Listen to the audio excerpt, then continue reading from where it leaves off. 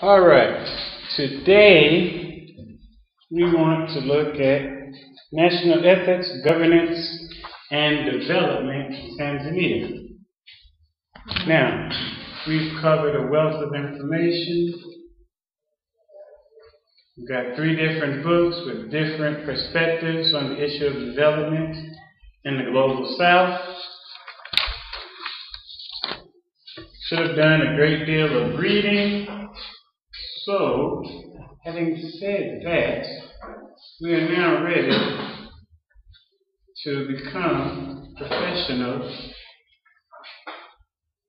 development specialists in Tanzania. And how are you going to demonstrate your ability to do that? With a wonderful little project I have for us here. So, this is a copy of it, and there's one copy and everyone can just get it and make photocopies of it. These are just the directions, and I'm about to explain that to you. So, we're going to get together and make photocopies. So, what are you going to be doing? Well, if you got your class outline with you, and you take it out quickly, you'll see that over the past few weeks, we have covered, we started off looking at, so I'll flip here to the beginning. The first thing we started off looking at was basic concepts, theories, and problems of development. And I gave you a series of concepts: neoliberalism, subsistence economics, all of these things. And you had some readings, Walter Rodney. All right, then we moved into the pre-colonialism. We're constantly dealing with those concepts. Pre-colonial African development, pre-colonialism and African underdevelopment. We looked at power, impoverishment, poverty, agricultural policy, environmental policy, gender and development. Well, these are all pretty much key issues when it comes to development. We covered a wealth of information. So now, what are you as development specialists? Because remember, the point of taking any class is that when you leave the class, you're supposed to have a skill. And the primary skill of a development studies class, when you leave out of it, you're supposed to be a development specialist. Now, how do you show that you know what's going on? We're going to do it with problem-solving activities. All right, so what are we doing here? You are going to look at Tanzania, East Africa, the African continent, and you are going to see some development issues. You now have a wealth of information to draw from concerning development. Now, once you find this development issue that you intend to provide a solution to, you're then going to follow through these 10 steps that are listed here on the problem-solving activity. First thing you're going to do, step 1 is understanding the problem. You're going to define whatever the problem, the development problem is that you have chosen to solve. It can be healthcare, it can be agriculture policy, it can be an environmental issue, it can be an economic issue, but it is something of importance, a real-world issue, an issue that you see that needs to be solved. Because as a development study person, having reached the end of a course just about, you're supposed to be able to come up with unique, innovative solutions. So that's what we've been focusing in on. A unique way. Everything that we've discussed, everything that's been talked about, was coming up with an African way of doing these things. So, you're going to define what the problem is. You're going to list and describe whatever the negative things that are occurring. You're going to list and describe the reasons why those negative things are occurring. You're going to do some research when you choose this development issue. All right, then you're going to do step 2. You're going to determine the probable causes of the problem. Why? What are some of the reasons that this problem exists? And see, this is an outline for solving a development issue, going through the process that a development analyst goes through to come up with a solution. Because as future lawyers,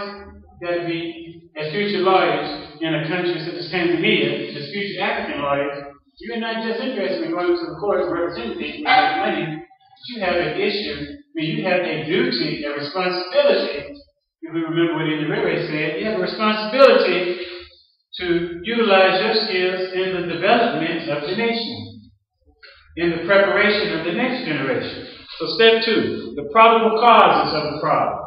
You're going to identify the possible causes as to why the condition exists. You're going to list the possible causes that are behind the negative things that are happening. You're going to determine the most probable of the possible causes. You're going to have a list of possible reasons that this thing exists. Then you're going to determine which of that in that list is the most probable. Bringing in that mathematics that we love so much. Probability.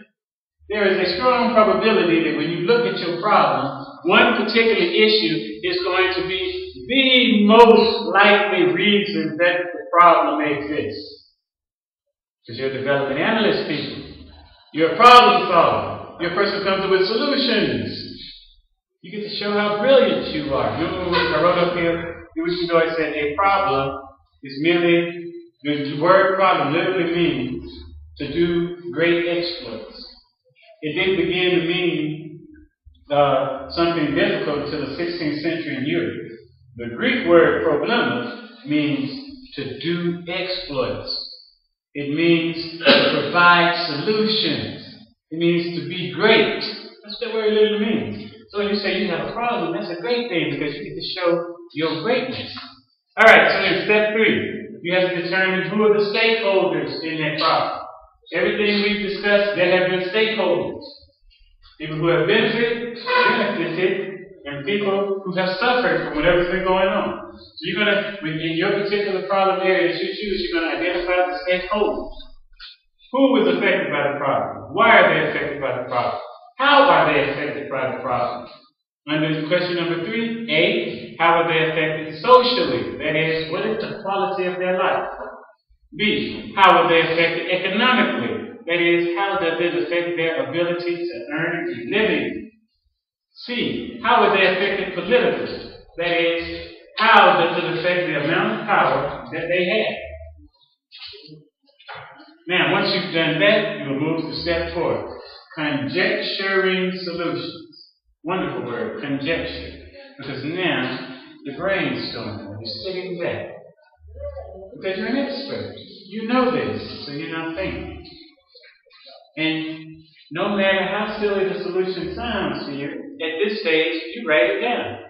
So you're going to list possible solutions to the problem, and you're going to explain why you chose these possible solutions. You can't just come up with a solution. You got to tell us, why did you choose this list of solutions? You're coming up with alternatives. So you don't just come up with one solution, you come up with several solutions. Then number 2, under step 4, you're going to choose the best possible solution by asking, how will the people be affected by the solution? B, how will the solution be paid for? You know, most of us, we come up with these great solutions, we're going to do something great. They need to get all about money. It's like, we're going to save the world. Forget all about it. You got to pay for this. You might work for free, but you know, everybody ain't going to be able to, do freebies. See, somehow you got to pay for it. See, what are the short-term goals of this solution? Thinking in the short term. D, what are the long-term goals of this solution? E, what are the social costs of the solution? That is, will this solution cause any other problems? Because you're not thinking details, For instance, you're a lawyer. Say the person you're defending, they're guilty. They did it. We all know they did it.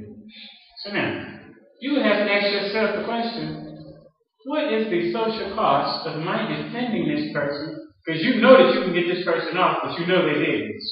And it's just horrible what they did. So you got to ask yourself the question, what are the social costs of my getting this person off? So you're going to ask yourself that step 4 about conjecturing solutions. What are the social costs of the solution? The best solution that you chose. Then you move on to step 5. Because now it's really getting to the game. Screening the solution. Number 1, is the solution effective? That is, will it solve the problem completely? For example, the World Bank never intends to get rid of poverty because they don't have any solutions for getting rid of poverty. Notice what they say. Poverty reduction. That's like, say poverty was being overweight and you're going to lose weight. You're not going to lose all your weight. You'll lose some. That's reduction. That's what the World Bank does. But you've got to ask the question, is the solution effective? Will it solve the problem completely? Number two, will the solution solve the problem? Oh, I wrote that same question twice. Typo. So you skipped the second question. It's the same thing over. Number three, is the solution practical? That is, are the resources needed for the solution available in sufficient quantity and quality?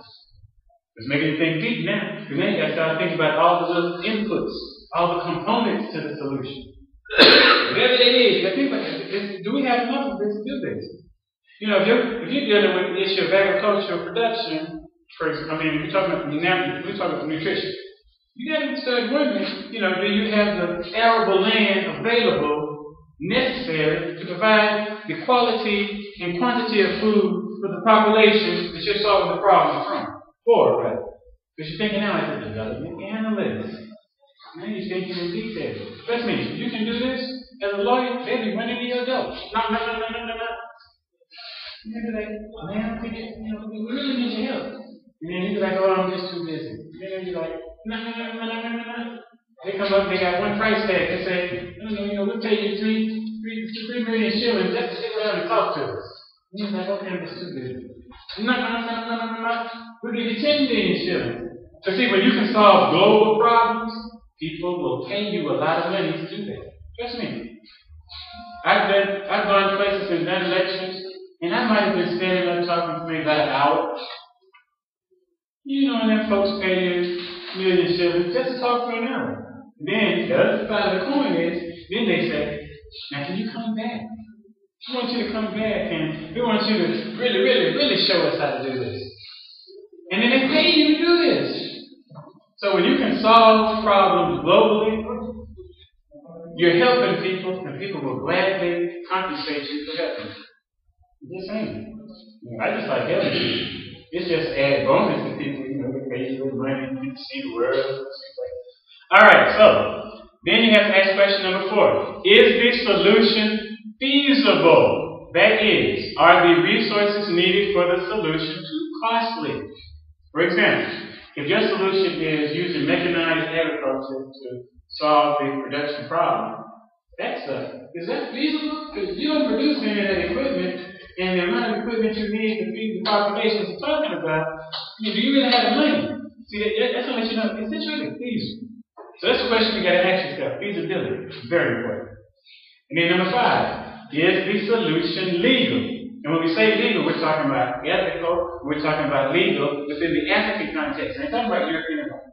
We're talking about European international law. We're talking about within the African context, within the legality and ethics of African society, is this a legal issue? You see, there can be a law written on the book from the colonial period, they don't make it legal. They got laws that say that foreign countries can come in and get land, but is that really legal in the African perspective? No. Because they're buying the land, fencing it out, prevent people from getting to it. And then they're using it to grow food and not feed the people. Oh, that's a problem. That's not legal in the African sense. It might be legal in the colonial sense, in the post-colonial sense, in the European sense, but it's not ethical or legal in the African sense. You gotta ask yourself that question. Because we're in Africa, so we gotta think like this. Number 6, defining the solution. You're going to specify all of the provisions or parts of the solution. And this is where you're really sitting down and you're breaking that solution down in steps. Boom, boom. This, that, the other. It's laid out. You're an architect. An architect, they're going to design their building, and that building is designed in detail. As an architect, you see the architectural plans when they come around, the blueprints? You see how detailed it is? Look at all the work they did before they built the building. So they do all of this, then the engineer, he comes check it out, and everybody who's looking at this, the architect has looked at it, looked at the numbers, and the engineer is looking at the numbers, making sure everything is adding up. Then the construction manager, because the engineer actually didn't build it. It's actually the construction manager who goes and pulls together all the contractors, all the specialists in electricity, and a specialist in carpentry, and a specialist in window installation, and a specialist in water, plumbing. He pulls all those people who are specialists together, actually build the building. Before he does all that, he looks at those plans, got to make sure it makes sense. So we're going to do a nice diagram of your solution. You're going to break it down. Make sure you know all the parts that are there. Because that's what I'm going to do when I'm grading it. You're like, oh, this one right there. Okay, step 7. Determining areas of concern. Are there any religious concerns about this solution? Deal with that. When you're in different countries, you got different religious perspectives. You might have Islamic, Christian, Jewish, African spiritual systems. Are there any religious concerns? Is this doing something harmful to anybody's religious perspective, their spiritual perspective, the belief system? All right. Number 2. Are there any cultural concerns about the solution? Yes, because you start bringing, if your solution coming from another country, you bring in other cultural values, other cultural perspectives. There are cultural concerns about this solution. Got to ask that question. Number 3, are there any health and safety concerns about this solution? Number 4, are there any concerns about the fairness of this solution?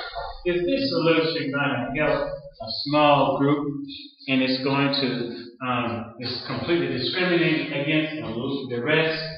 You got to be a sense of fairness, reciprocity, balance, harmony, righteousness, happiness. Got to have that there, people. So you're going to ask yourself those questions. It's beautiful. It's beautiful. I know you're excited. I know I can see it in your faces. I just can't wait to get started. Step 8. Obtaining predicted consequences. Remember with architectural examples. The building is designed and laid out before you actually begin construction, which means they had to sit down and consider the weight-bearing load of the land they're building on. Can that land sustain this building? Not just in that small amount of time, but over time. You might build a building today, next day, you end up like the Leaning Tower of Pisa and Italy. They built the building and stood up straight, and after a while, start doing that, and then you go to the day and they say, this is an architectural wonder. You screwed up building the building, you're talking about Bishop Franklin Constantine. And then they're like, Bishop, I can go in. No. Buildings that lean, it makes my idea of safe distance. But you're going to do the same thing with your solution. You're going to list 7 positive consequences of the solution and tell why you chose them. You're going to list 7 negative consequences of the solution and tell why you chose it. Because you've got to look at the solution in totality. What are some of the negative aspects of the solution? See, this makes you, because when you start looking at those negative aspects, then you start thinking, okay, how can I address the negative aspects? Which that's making you think deeply. Now, step 9, determining priorities. You're going to identify the 3 most important positive consequences of the solution. And then number 2, you're going to identify the 3 most important negative consequences of the solution. Positive consequences 3, negative consequences 3 for your solution. Then you're thinking about the implications, the results. And then step 10, assessing solutions. You're going to determine whether the positive consequences outweigh the negative consequences, or whether the negative consequences outweigh the positive consequences. Number 2, you're going to keep the solution if the positive outweigh the negative. Otherwise, you've got to go all the way back to step 4, number 1, and choose another solution. Alright, so this is a rough outline. Trust me, you master this, one day you'll find me in some university somewhere in the world. You'll be like, you know what? You was right. In my first month alone, I made 10 million shillings just doing this, helping people do this, showing them how to do it. Okay, that money adds up. We paid 600,000 shillings over here for today, 600,000 shillings tomorrow, 600,000 shillings the day after. Adds up. Just trying to tell you, I'm just saying. Alright, so now, what problem do you choose? I didn't give you a list of problems on purpose. I've given you an outline. We talked about a lot of different things. You have to find a problem that's of interest to you.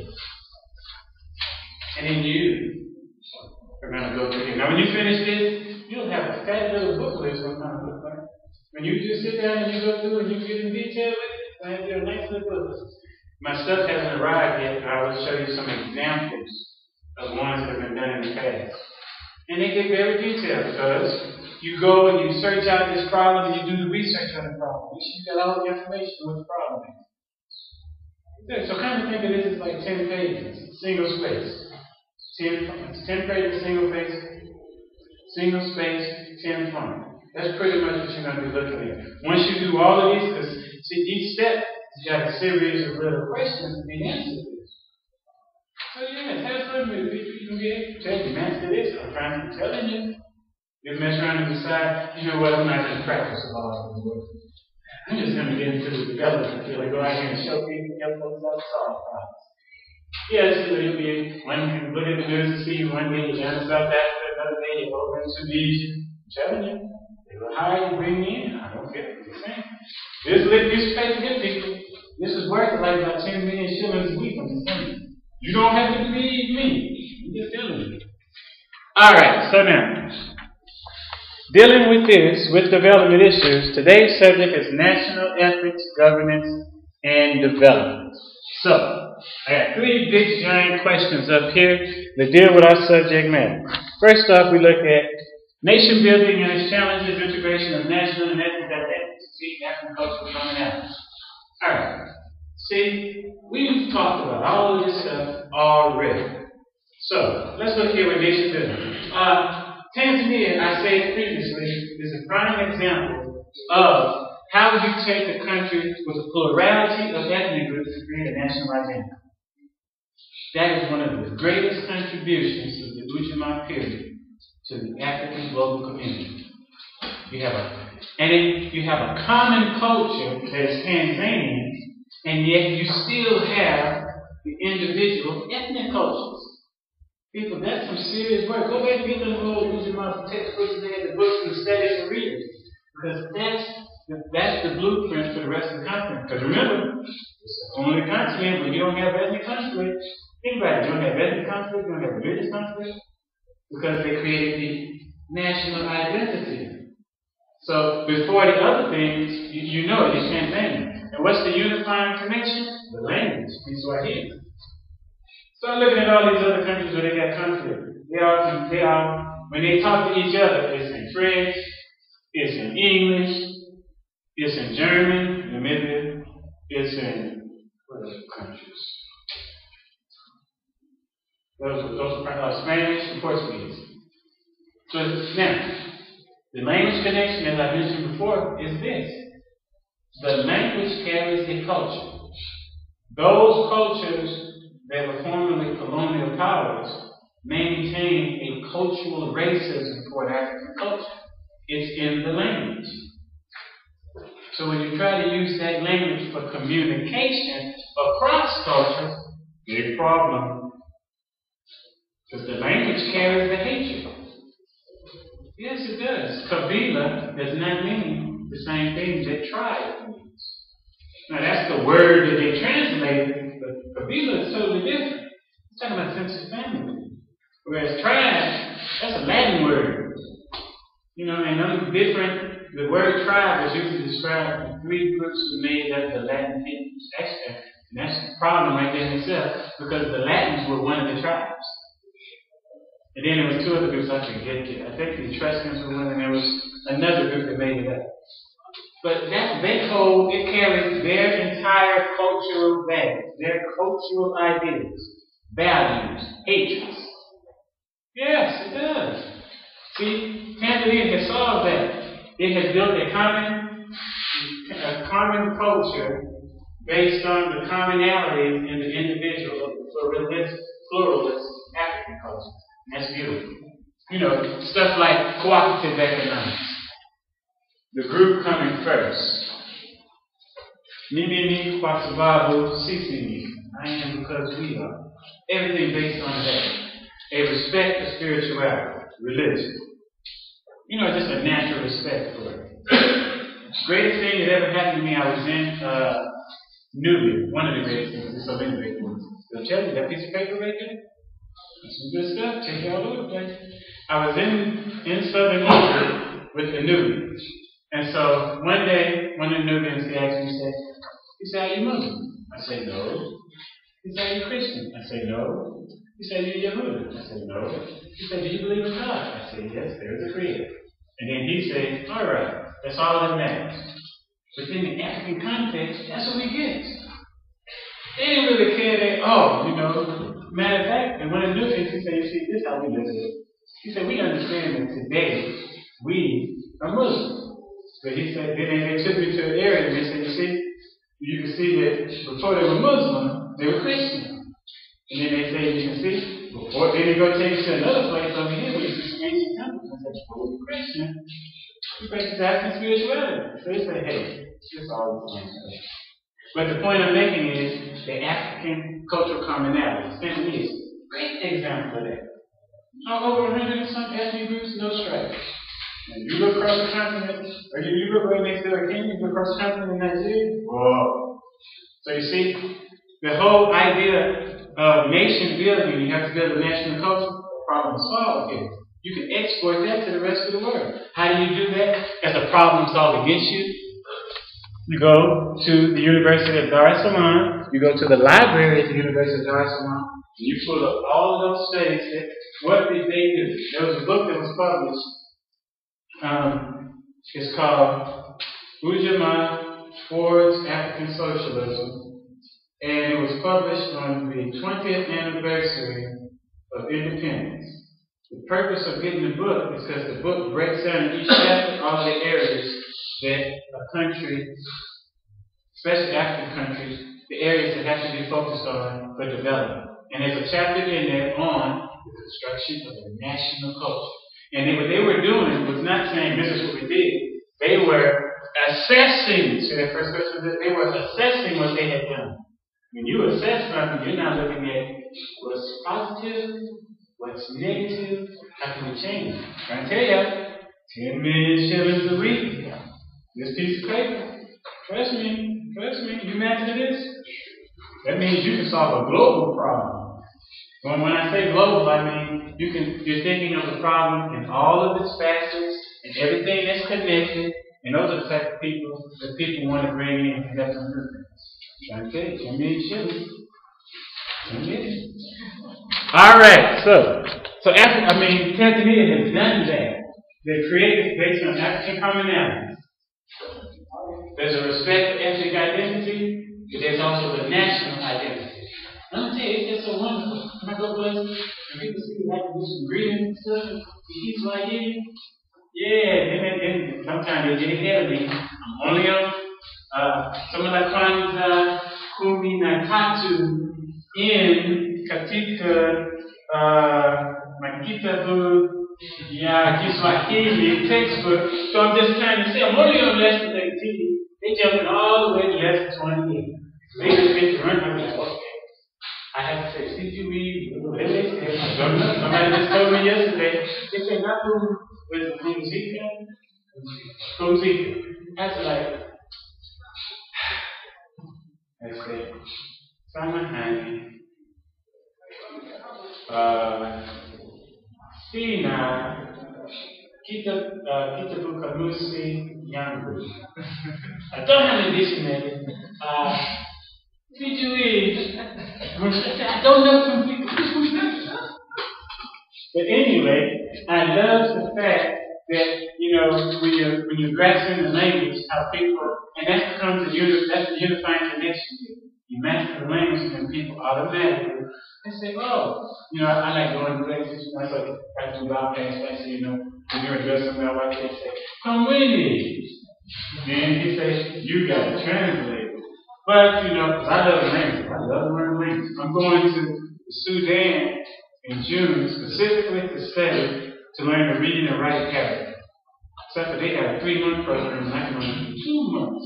So I've been trying to figure out how I can use my critical problem solving issues to get them to let me do the same program for 2 months and get credit. So I'm going to figure it out. I'm going to work it out. It's a problem. But Tanzania has done this. So that's the first thing. So Tanzania doesn't have body conflicts or fitness state. No. But why doesn't Tanzania have it? That's what I'm telling you. Those studies are good. And then that becomes an issue that you can go conflict resolution. Okay, this is what we have to do. This is what you do. And let me tell you something. If you go into a conflict resolution situation and you can speak the person's language, you can speak this person's language, who maybe say you go to Rwanda, so you can speak Hutu, you can speak Tutsi. That makes all the difference in the world. Most of the time, when they bring in conflict specialists in conflict resolution, they speak English, French, German. But if you can speak their language, they have anywhere where you go, you can speak their language. People have a great deal of respect. They'll listen to you immediately. So conflict resolution. So Tanzania has a lot to teach on how you don't develop violent conflicts. You see, every time there's a political, there's an election over in Kenya, what happens? Yes, you see the same thing in Nigeria. You see, let's see, where else have we seen this real big? I can't think of any of those are the two that jump off right off the top of my head. But you see the violence. Oh, Cote d'Ivoire. You see it in Cote d'Ivoire. Tanzania has something to offer all these places. So we don't have that. And now, why do these other places have? One of the reasons that I believe that this situation occurs is the language of communication. When you have a common language, that means you have a common thinking process. But when you have a different language, when you have different languages, then you've got to use the language of the people who came in and conquered all of it. That's a whole series of cognitive issues.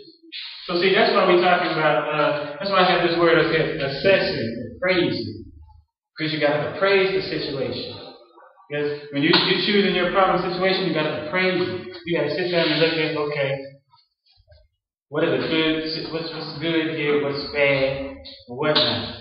So you're assessing. You're not just stating what it is, but you're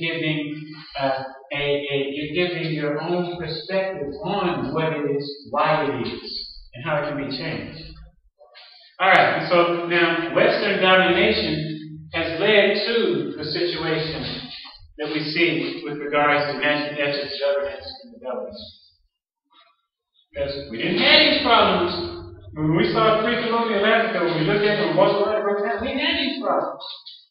No African society had anything called a jail. Nobody knew what a jail was. We didn't need a welfare system with the government because the welfare system was built into the culture. So they didn't have to die. They didn't have to have a home for the elderly. You know, people get older and then you put them in a special home like you do in the West. Just like most people. You come see them every holiday. So right now in America, it's the Christmas season, and people are feeling so touched in the heart. Now they go visit their relatives at we call it the old folks home. They go visit the relatives and bring them to be with the family once a year. You know, that's a waste. See, in African society, that issue didn't happen. Why? Because they understood the elderly were preparing to go where the Watoto just came from. And because of that, you put the elderly and the Watoto together. The elderly can provide the lessons to the Watoto, and the Watoto can remind the elderly of what they have forgotten in the time they've been alive on the earth. That's beautiful. So we don't go away people. You don't say, oh, well, that's a Western concept. So, Western domination created all of these situations we have because these problems didn't exist before. So, now, and they continue to maintain it because as we saw in Walter Rodney, it's in Western interest to keep things back as it is. Well, I mean, think about it. Let's be real honest. if every month you had somebody sending you 1.3 trillion US dollars, would you want to figure out a way to help them not send you this money? Let's be honest about this. I mean, these people are sending you money and food. You just sitting back, just chilling. Is it really in your interest to solve the situation, to help them so that they don't have to do that? Really not. So why would these people really want to help you solve something that's going to take away so much from them, when the culture has shown they're greedy? I can't think of the term that they use in South Africa, but when they describe Europeans, but it actually means elite. That's a term that they use. I have to go and look at the book again to see which particular language it is from. But think about it. Think about it. Why do these people? Why do they have this interest? Have they? What pattern, using mathematics, do they have a pattern of action? Has any time that they gone and helped? At any time in the past, if they really helped anybody, if they helped their own, well, look what they did to their own. So when you see the Western domination, they're creating institutions to maintain it. Rodney pointed that out. Samir, Amin pointed that out. And in the book we start reading today, when we come back from the break, so there's Frantz Fanon. Now this is what Frantz Fanon says. It's beautiful. I really love it. You know, what's so interesting about Fanon book, somebody made copies and looks like copies. Huh? When you put history, it's 4 p.m. Oh, okay. Alright, so we'll just go ahead and call it a day today, and we shall start back when we come back from the break.